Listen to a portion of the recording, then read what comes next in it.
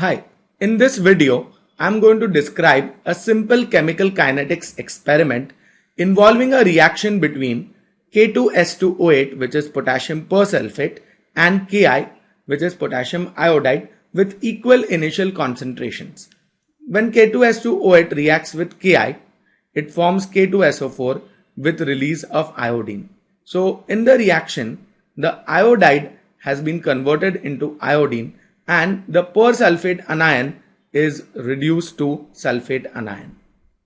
This particular reaction follows second order kinetics, and when the concentrations of K2S2O8 and Ki are equal, the rate constant can be expressed as K is equal to x upon AT into A minus x, where x represents the consumed concentration of the reactants, A represents the initial concentration of the reactants, and T is obviously the time.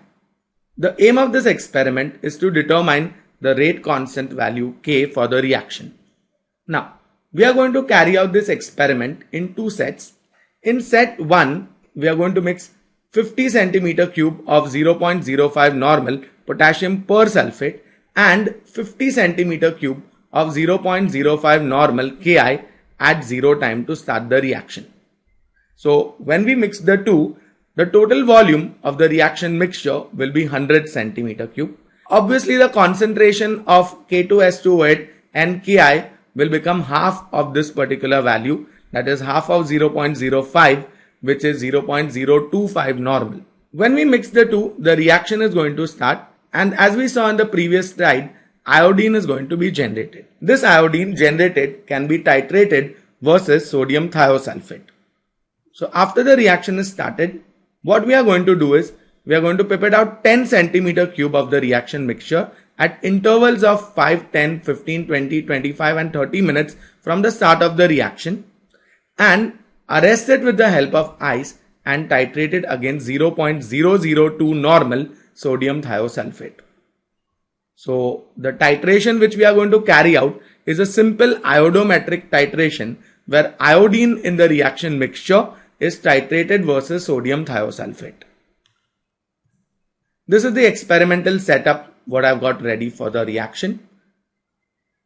I have 0.05 normal Ki in a conical flask. In a flat bottom flask, I have 0.05 normal K2S2O8. I have pipetted out 50 centimeter cube of 0.05 normal Ki into this conical flask. So this conical flask contains 50 ml of 0.05 normal Ki. Similarly, I have pipetted out 50 ml of K2S2O8 from this flat bottom flask into a beaker. Now, at 0 time, I'll pour this solution of K2S2O8 into the conical flask which contains Ki. So, the moment K2S2O8 is poured into this conical flask, the reaction will start, and ideally the 0 time should be taken as a time when 50% of the solution is poured into the conical flask. The total time required for the entire solution of K2S2O8 to be poured into Ki is called the drainage time. So when 50% of the solution is drained out, we can ideally take as the 0 time. During the titration, we are going to use starch as an indicator, and the burette solution is, as I told you all, 0.002 normal sodium thiosulfate. So the burette is already filled and kept ready with sodium thiosulfate, and the conical flask containing Ki is kept in a water bath. The moment K2S2O8 is added to it, the reaction will start. So here it is. K2S2O8 is being transferred into the conical flask. The reaction will start immediately, and as iodine is liberated, the solution will be initially yellow. However, as the time progresses, the concentration of iodine will keep increasing, and as a consequence, the color of the solution will darken up with time. After 5 minutes, I pipetted out 10 ml or 10 centimeter cube of this reaction mixture into a conical flask which already contains ice and starch. I'll repeat, after 5 minutes of starting the reaction, pipette out 10 ml of the reaction mixture and pour it into a conical flask containing ice and starch. The moment this reaction mixture is added to the conical flask, the color of the solution will turn blue. This is due to formation of the starch iodo complex. The burette is already filled with sodium thiosulfate solution and I can start my titration immediately. The utility of ice is to lower the temperature and hence hinder the progress of the reaction any further. Obviously, as in all iodometric titrations, since starch is added as an indicator, the end point is bluish black to colorless. So during the titration is being carried out with sodium thiosulfate being poured into the conical flask with the help of a burette, and the end point will be from blue to colorless. Obviously, this is the 5-minute reading as the reaction mixture was prepared out 5 minutes after the starting of the reaction. Then we'll have to gear up for taking the 10-minute reading.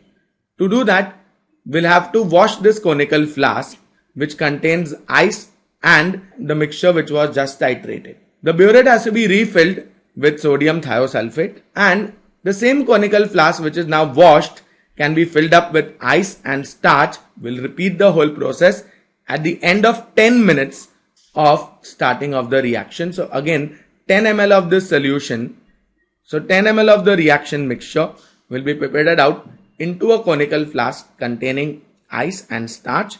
Again the solution will turn blue and we do need to titrate it till the color of the solution becomes colorless. So that will obviously be the 10-minute reading. So on and so forth. So we'll take readings at the end of 5 minutes, 10 minutes, 15 minutes, 20 minutes, 25, and then finally at 30 minutes. So the last reading for this set will be taken at the end of 30 minutes of the starting of the reaction. At that point of time, as I told you all, due to generation of large amount of iodine, the color of the reaction mixture will be quite deep. Now set 2 can be carried out in a similar fashion.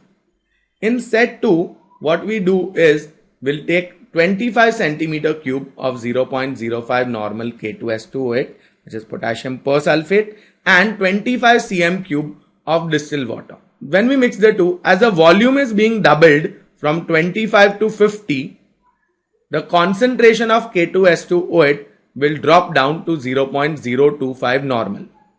Similarly, 25 centimeter cube of 0.05 normal potassium iodide is mixed with 25 cm cube of distilled water. Consequently, the concentration of Ki will also fall to half its original value, which is 0.025 normal. However, this is before mixing the two reactants. Then to start the reaction, we'll mix the two reactants, and when we do so, the overall volume will now jump to 100 ml, and as a consequence, the concentration of K2S2O8 will fall further to 1/4 this value, which will be 0.0125 normal. Similarly, the concentration of Ki will fall to 1/4 this value, which is 0.0125 normal. So the reaction will be carried out again. Similar steps.